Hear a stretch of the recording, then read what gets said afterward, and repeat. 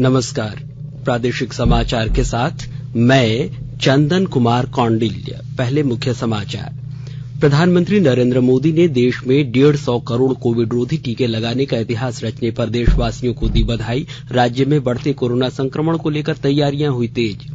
उच्चतम न्यायालय ने अपने फैसले में नीट परीक्षा में अन्य पिछड़ा वर्ग के लिए 27% आरक्षण और आर्थिक रूप से कमजोर वर्ग के लिए 10% आरक्षण को रखा बरकरार। झारखंड उच्च न्यायालय ने धनबाद के जज हत्याकांड मामले में जताई नाराजगी। सीबीआई को आरोपियों को अतिरिक्त समय दिए जाने पर लगाई फटकार। और मौसम विभाग ने राज्य में कल से कई इलाकों में बादल छाए रहने और हल्की बारिश की जताई संभावना। न्यूनतम तापमान में हो सकती है गिरावट।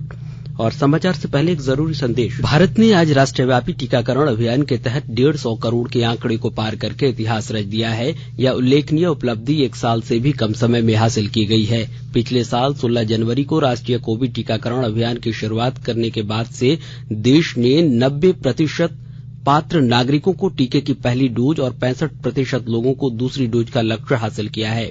दुनिया के सबसे बड़े टीकाकरण अभियान के तहत पिछले साल 21 अक्टूबर को केवल 279 दिनों में 100 करोड़ टीकाकरण का लक्ष्य प्राप्त किया गया था। राष्ट्रव्यापी टीकाकरण अभियान के हिस्से के रूप में केंद्र सरकार राज्यों और केंद्र शासित प्रदेशों को मुफ्त में कोविड टीके उपलब्ध करा रही है। स्वास्थ्य मंत्रालय ने राज्यों और केंद्र शासित प्रदेशों से पात्र लोगों को कोविड टीके की एहतियात डोज लगाने का अनुरोध किया है। यह अभियान 10 जनवरी से शुरू होगा। स्वास्थ्य कर्मियों, अग्रिम पंक्ति के कार्यकर्ताओं और विभिन्न रोगों से पीड़ित 60 वर्ष से अधिक उम्र के व्यक्तियों को यह टीका लगाया जाएगा। इधर प्रधानमंत्री नरेंद्र मोदी ने 150 करोड़ कोविड रोधी टीके लगाने का इतिहास रचने पर देशवासियों को बधाई दी है। उन्होंने कहा कि नए साल के पहले महीने के पहले सप्ताह में देश ने यह अभूतपूर्व उपलब्धि हासिल की है। प्रधानमंत्री ने कहा कि यह भारत के नए संकल्प का प्रतीक है जो आत्मविश्वास और आत्मनिर्भरता को दर्शाता है। प्रधानमंत्री ने इस उपलब्धि के लिए वैज्ञानिकों, टीका निर्माताओं और स्वास्थ्य कर्मियों को धन्यवाद कहा है। 150 करोड़ वैक्सीन डोज का ये सुरक्षा कवच हमारे लिए बहुत महत्वपूर्ण हो जाता है। आज भारत की वयस्क जनसंख्या में से 90% से ज्यादा लोगों को वैक्सीन की एक डोज लग चुकी है। सिर्फ 5 दिन के भीतर ही 1.5 करोड़ से ज्यादा बच्चों को भी वैक्सीन की डोज लगाई जा चुकी है। ये उपलब्धि पूरे देश की है, हर सरकार की है। मैं विशेष रूप से इस उपलब्धि के लिए देश के वैज्ञानिकों का, वैक्सीन मैन्युफैक्चरर्स का, हमारे हेल्थ सेक्टर से जुड़े साथियों का बहुत बहुत धन्यवाद करता हूं। इधर स्वास्थ्य मंत्री डॉक्टर मनसुख मांडविया ने आज कहा कि देश ने प्रधानमंत्री नरेंद्र मोदी के गतिशील नेतृत्व और स्वास्थ्य कर्मियों की अथक मेहनत के तहत 150 करोड़ कोरोना वैक्सीन लगाने का ऐतिहासिक आंकड़ा पार कर लिया है। श्री मांडविया ने एक ट्वीट में कहा कि जब सब मिलकर प्रयास करें तो कोई भी लक्ष्य हासिल किया जा सकता है। इधर राज्य में कोरोना के बढ़ते संक्रमण को देखते हुए सरकार ने संक्रमण से निपटने के लिए तैयारियां तेज कर दी हैं। स्वास्थ्य विभाग की बैठक में आज ऑक्सीजन प्लांट, पीएसए यूनिट की ताजा स्थिति के बारे में वीडियो कॉन्फ्रेंस के माध्यम से चर्चा की। इधर रांची जिला प्रशासन ने कोविड-19 के बढ़ते संक्रमण को देखते हुए कंट्रोल रूम हेल्पलाइन नंबर जारी किया है। यह नंबर है 065122000008। हेल्पलाइन नंबर पर कॉल कर कोरोना संक्रमित व्यक्ति आवश्यक सहायता प्राप्त कर सकते हैं। कोरोना संक्रमण पर एम्बुलेंस की आवश्यकता पड़ने पर जिला वासियों को तुरंत एम्बुलेंस उपलब्ध हो पाए, इसके लिए भी जिला प्रशासन द्वारा एम्बुलेंस हेल्पलाइन नंबर जारी किया गया है।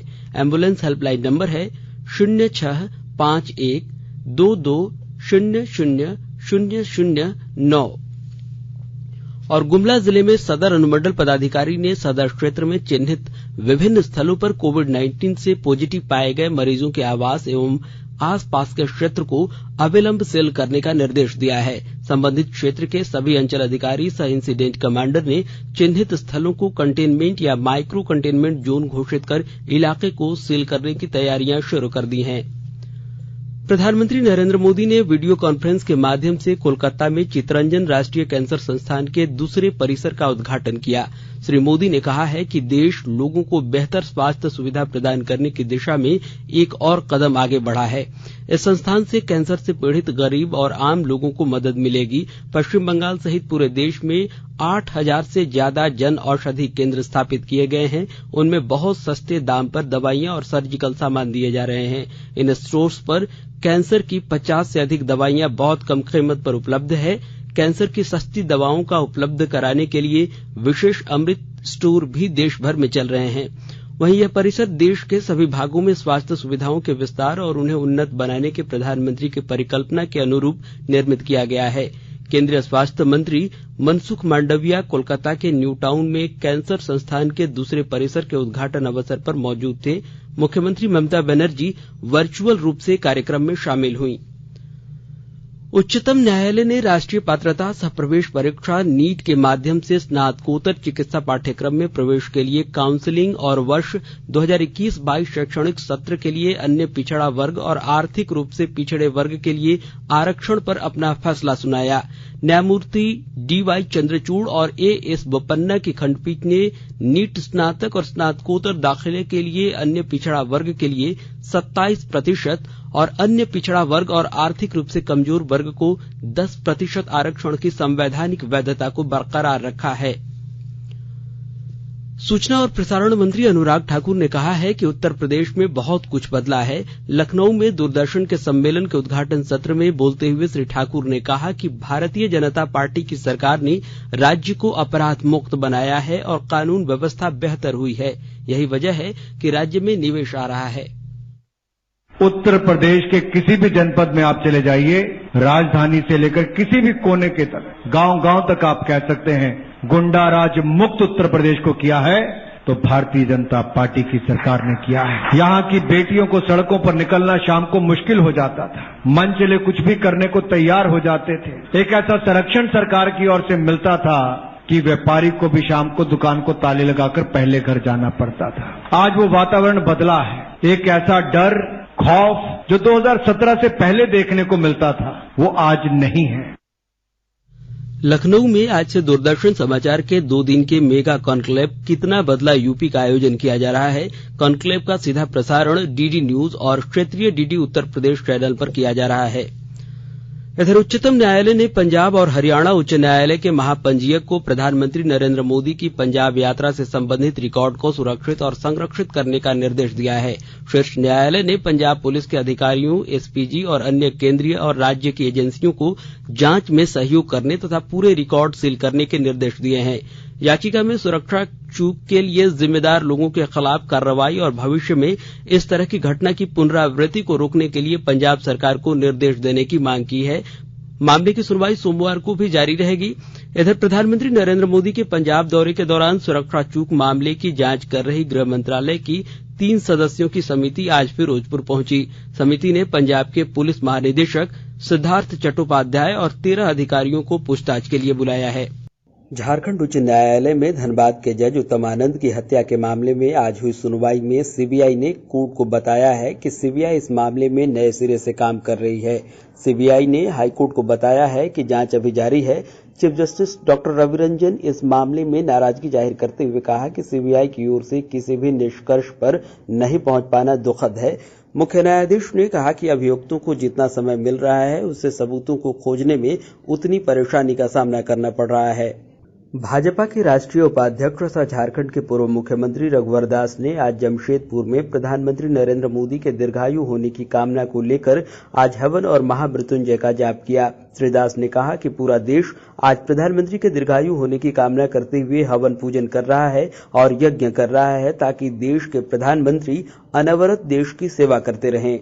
परसों पंजाब में अपने देश के लोकप्रिय जनप्रिय प्रधानमंत्री आदरणीय मोदी जी के साथ जो घटना घटित हुई और जिस तरह पंजाब में कांग्रेस की सरकार ने के तहत जो घटना घटित करना चाहता, भगवान शिव की आशीर्वाद से प्रधानमंत्री जी सकुशल वापस आए तो उन्हीं की लंबी उम्र और प्रधानमंत्री जी दीर्घायु हो और देश की इसी तरह अनवरत सेवा करते हुए भारत को दुनिया का सिरमौर बनाए। इसके लिए भारतीय जनता पार्टी सारे देश में आज महामृत्युंजय जाप कर आज असुरी शक्ति का नाश होने के लिए हवन भी कर रहे हैं। इधर लोहरदगा जिले में प्रधानमंत्री नरेंद्र मोदी की फिरोजपुर पंजाब सड़क मार्ग से जाने के क्रम में की गई साजिश के खिलाफ जिला के भाजपा अध्यक्ष मनीर उरांव के नेतृत्व में गुदरी बाजार स्थित महात्मा गांधी की प्रतिमा के समक्ष कांग्रेस सद्बुद्धि मौन धरना दिया गया। ई श्रम पोर्टल पर अब तक 20 करोड़ असंगठित श्रमिकों ने पंजीकरण कराया है। केंद्रीय श्रम और रोजगार मंत्री भूपेंद्र यादव ने इस उपलब्धि पर सभी के प्रयासों की सराहना की। पिछले वर्ष 26 अगस्त को असंगठित कामगारों का राष्ट्रीय डेटाबेस बनाने के उद्देश्य से ई श्रम पोर्टल शुरू किया गया था।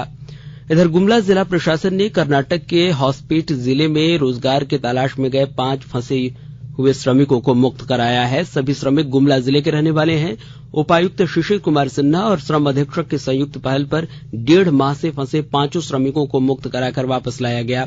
सभी मुक्त कराए गए श्रमिकों को मनरेगा के तहत जॉब कार्ड निर्गत कराने के साथ साथ अपने जिले में ही रोजगार के साधन उपलब्ध कराए जाएंगे। जिला श्रम अधीक्षक ने सभी श्रमिकों से श्रम विभाग के अंतर्गत अंतर राज्य प्रवासी मजदूर अधिनियम के तहत अपना निबंधन कराने की भी अपील की है।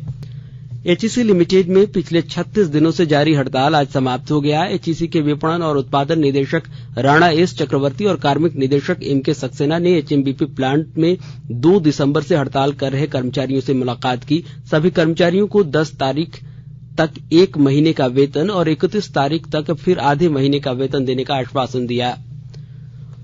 राज्य में कल से पश्चिमी विक्षोभ के कारण मौसम विभाग ने कई इलाकों में बादल छाये रहने और हल्के से मध्यम दर्जे की बारिश की संभावना जताई है। मौसम विभाग ने अपने पूर्वानुमान में कहा है कि राजस्थान से उठे साइक्लोनिक सर्कुलेशन और उत्तर से आ रही हवा के कारण कल से एक बार फिर झारखंड के मौसम में बदलाव हो सकता है। इस दौरान 9 से 12 जनवरी तक राज्य के विभिन्न हिस्सों में बारिश की संभावना हो सकती है। पश्चिमी विक्षोभ के कारण 12 जनवरी के बाद न्यूनतम तापमान में कमी आने की संभावना जताई गई है।